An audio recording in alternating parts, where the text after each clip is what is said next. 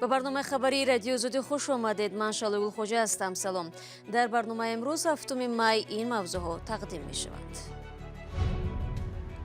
ساکنان جماعت وروغ چه روزگار دارند؟ گزارش خبرنگاران رادیو زودی از منطقه بحثی شمال تاجیکستان. ما میگذاریم شب میگذاریم روز میگذاریم این خفای این ترسایده.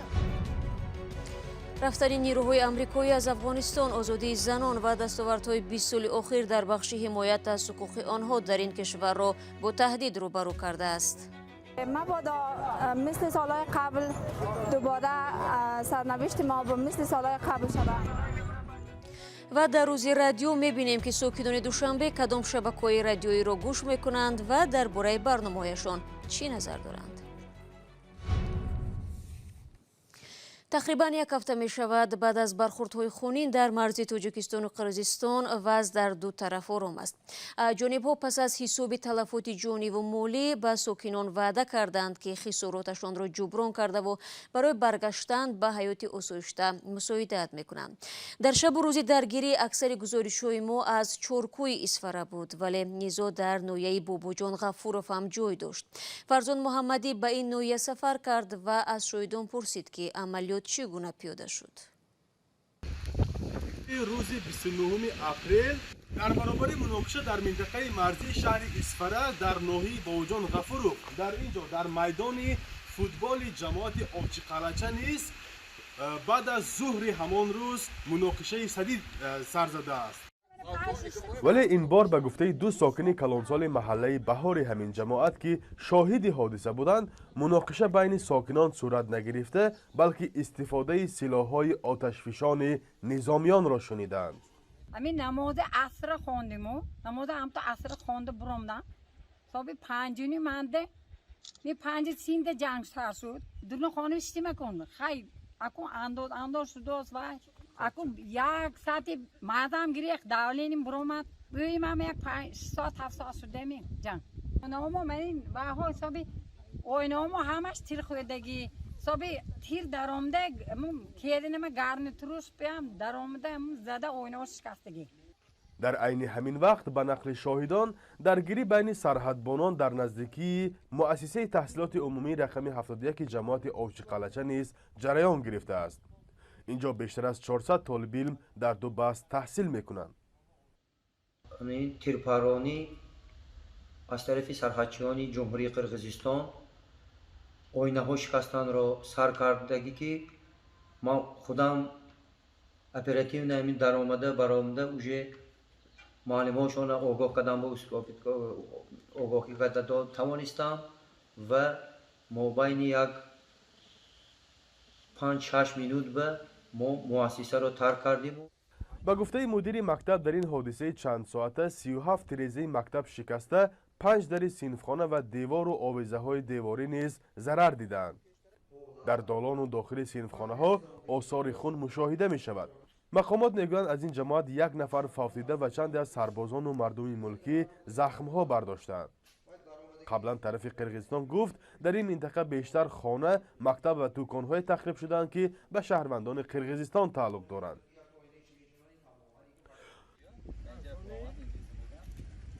باشندگان محله محیدین حیدرov میگویند آن بیگاه به نزد خانه هایشان چند گلوله های ترکنده نیز افتید و به ساکنان و حولی هایشان زیان رساند. به گفته آنها منزل افراد آسایشته عمدن هدف گرفته میشد. اما درس خوندم بعد هم که درآمدم آواز تر آمد پیام شد ما برآمدیم که دیدم که همسایه اینجا گازدان که ایستاده بوده اکام که برآمدم که فرامد پای هدشون به انوای پایشون اکنون پایان نابود شد بوده پاسفنه اکام گردنشون و دستشون است من یک پاچک رست تمام هیچ جماعت خستیورز و آبچی قلچه ناحیه باباجان غفورov با ناحیه لیلک قرقیزستان بیش از 40 کیلومتر مرز دارند. در رخداد حادثه اخیر هر دو کشور یکدیگر را به آغاز جنگ گناهکار میکنند. مقامات تاجیکستان میگویند در این رویدادها 19 کشته و 87 زخمی شدند. جانب قرقیزستان کشته شده های خود را 36 و زخمیانش را 189 نفر اعلام داشته است. دادستانی های کلی هر دو کشور برای پژوهش حادثه پرونده های جنایی گشاده‌اند. فرزان محمدی، رادیو آزادی، ناحیه باباجان غفورov. بینندگان عزیز، این گزارش در شکل مفصل در یوتیوب و سامانه رادیو زودی همین لحظه ها گذاشته می شود.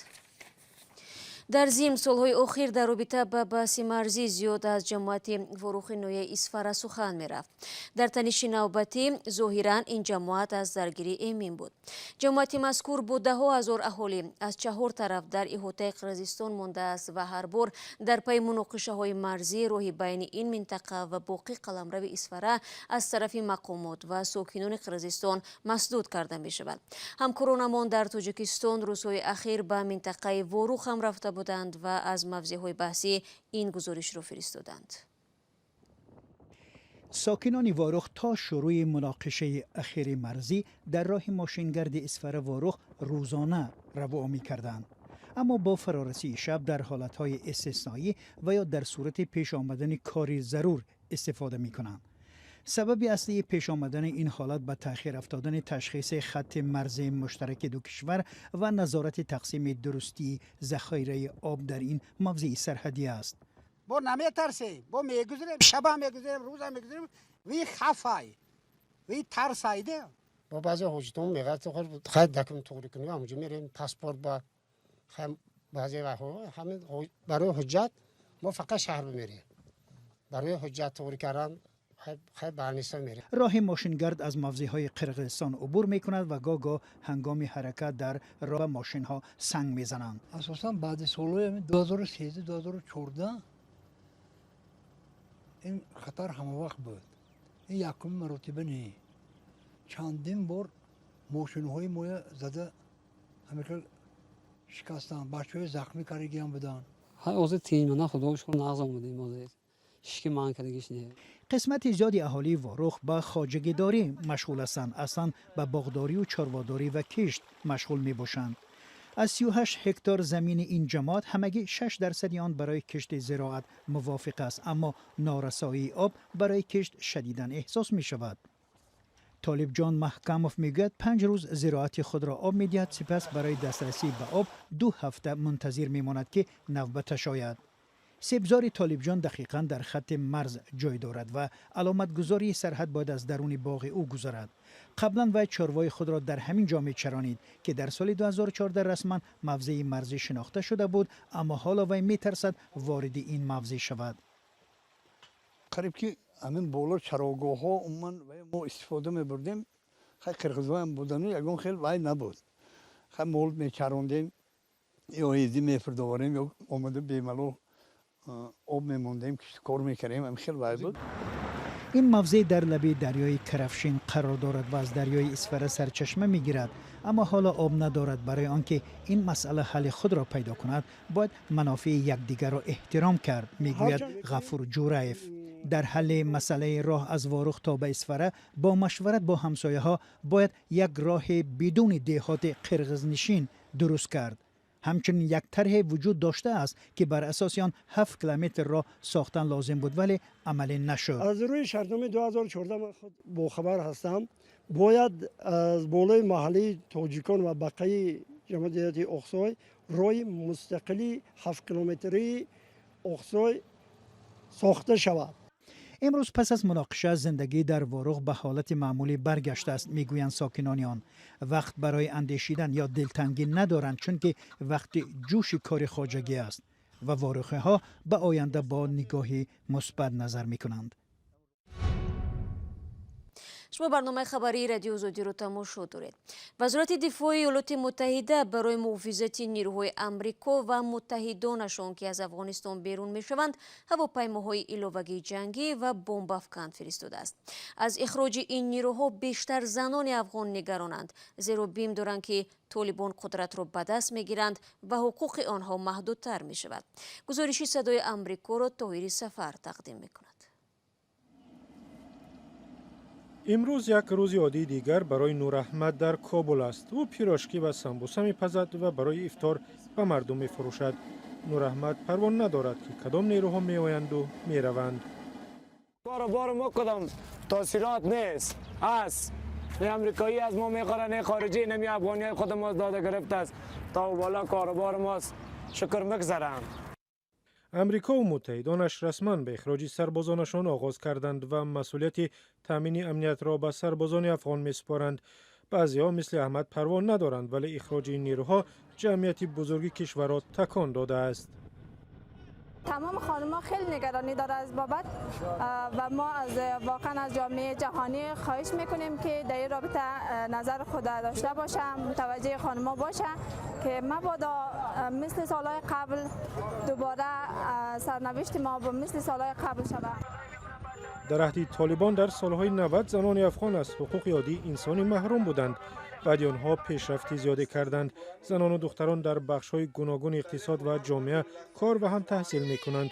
جامعه جهانی وعده داده است که بعد از ترک نیروهای خارجی افغانستان را تنها نمی‌گذارد. اما طالبان حمله‌ها به حکومت و نیروهای امنیتی را در یک سال گذشته زیاد کردند. مذاکرات حکومت با آنها نیز از حرکت ماند. باوری به نیروهای امنیتی افغانستان و توانایی آنها با مقابله با طالبان کم است. بسیاری‌ها از جمله مقامات بلندپایه امریکا می‌ترسند که جنگ‌ها بیشتر می‌شود و ممکن است بعضی از شهرها به دست طالبان افتد. حکومت سعی دارد این نگرانی‌ها را فرو نشاند. هفته گذشته به خبرنگاران پایگاه نیروهای مخصوص افغانستان و هنری جنگیشان را نشان دادند. برمیگردیم به تاجیکستان. همه ساله در تاجیکستان 7 می روزی رادیو تجلیل می‌گردد. این تاریخ میراث زمان شوروی و مربوط به کشف نخستین موجگیری رادیو از سوی فیزیک روس الکساندر پاپوف در سال 1895 است. در تاجیکستان فعلا 32 رادیو عمل می‌کند که از این 10 تا دولتی و باقی مانده خصوصی میباشند.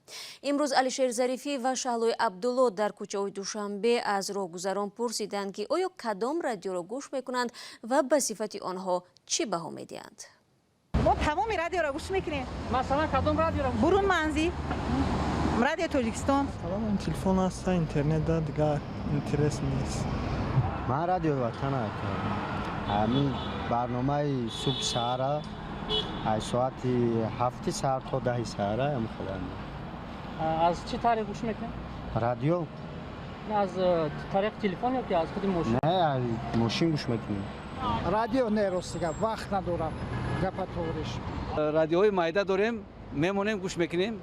در وقتی کارم در صحرا ما بسیار در صحرا کار میکنیم، برای همین رادیو را بسیار گوش میکنیم. صدای دوشنبه را بسیار گوش میکنیم. روز یک دیگه وقتی نداریم که گوش کنیم. Азия плюс. Азия плюс. Да, я верю им достоверной информации. ما وقت ندارم رادیو گوش کنم. برای که تا سر تو بگرد افکاریم وقت نداریم. کم دیگه با یوتیوب بدونیم تماشا میکنیم. همین پیش از خواب رفتگیم آرام میشم همه وایو گوش میکنم. ماشینم و دارم رادیو فرنگ و رادیو وطن همین همه گوش میکنم. دیگر یگان تاش. کم گوش میکنیم.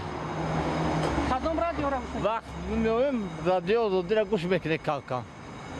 برنامه‌شون معقول برنامه‌شون بد نیست. همش معقولن.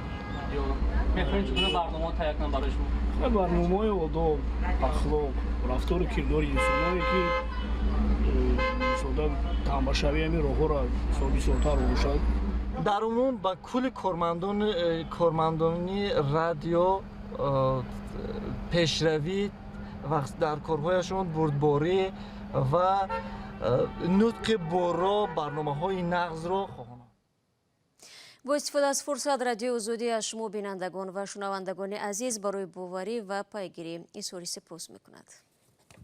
15 دقیقه که در اختیار داشتیم به پایان میرسد. خبرگزاری شوی دیگر در سامانه رادیو آزادی زیر نشانی cw.azadi.org گذاشته میشوند. گزارش شوی ویدیویی در آزادی ویدیو است. تماشا کنید. برایتان از آن در دو روز آینده استراحتی با فراغت میخواهم. شما را در هفته نو منتظر خواهیم بود. خود را احتیاط کنید و خدا نگهدارتان.